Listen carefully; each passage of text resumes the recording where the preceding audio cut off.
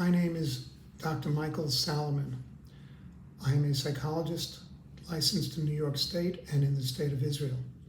In 2018, I received a Presidential Citation Award as a citizen psychologist for my work in the field of child sexual abuse in the Jewish community. And I am also a fellow of two divisions. My specific area of trauma care relates to sexual abuse within the communities of the Jewish world.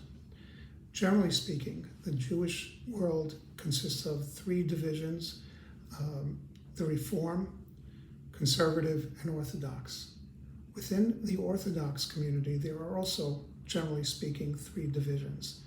These are the modern Orthodox. Those are individuals who engage with the outside world on a regular basis, but adhere to the Jewish rituals and laws.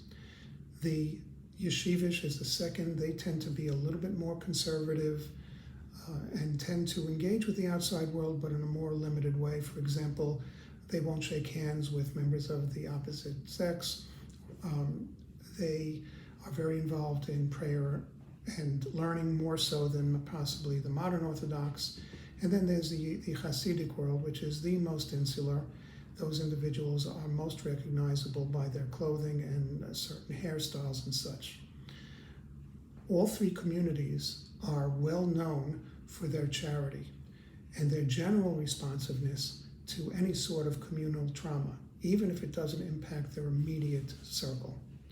They are always there for individuals who may have trouble paying their financial obligations, or have food issues, or there's been a fire in the community and somebody's been displaced. All three communities tend to be extremely charitable and are responsive to those sorts of communal traumas. However, individual traumas tend to be significantly different, particularly in the field of child sexual abuse or molestation. The reasonable approach to these types of traumas tend to be to report and get as much support from the civil administrations as possible. But in the more insular communities, there are a variety of restrictions that are impacting the ability for an individual to try to get help. Those include, in Hebrew, the word lashon hara, two words there, which mean literally evil tongue, which means you're not allowed to speak ill of another member of the community. There's another called mesira, which is an old 1,500-year-old issue related to reporting individuals of the community to anti-Semitic administrations, governmental organizations, and so forth. And then there's the fear of what will the outside world think. So rather than go to rather than go to civil courts, a lot of individuals within this community, if they've been harmed, will go first to their rabbi for permission to speak about what's happened to them, and then only go to a rabbinical court. Rabbinical courts generally do not have any legal power, and as a result, a lot of cases tend not to be reported to the authorities, and individuals who have abused will continue to be able to abuse.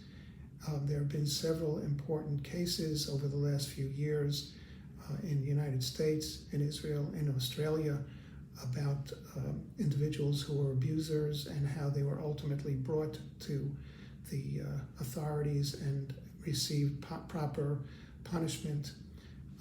But when working with this population, it's important to remember that individuals who come forward need a great deal of support because they're not going to get much within their own communities. So advocacy, community education, helping individuals find the right support within the governmental authorities are all very critical. And in terms of the cultural sensitivity, those are the most important.